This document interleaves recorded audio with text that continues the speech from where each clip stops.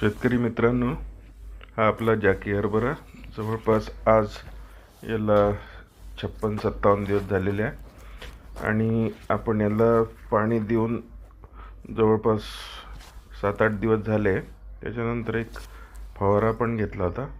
त्यानंतरची ही अवस्था फुलोरा अवस्था आहे आणि बऱ्यापैकी आता तो फुल्यावर आलेला आहे. याच्यानंतर जवळपास अजून म्हणजे जेव्हा तो 75 दिवसाचा होईल तेव्हा आपण एक शेवटचा फवारा मारू, ज्याच्यामध्ये 0050, त्याच्यानंतर एक इमॅमॅक्टिन बेंझॉएट आणि फेंटॅक असे तो फवारा राहील. तर सध्या ही परिस्थिती आहे. सध्या कंडिशन तर ठीक आहे. काही काही ठिकाणी मर रोग दिसते 1-2 झाडं, तर त्याच्यावर ट्रायकोडर्माचं फर्टिगेशन तेवढ्याच एरियात करेल. धन्यवाद.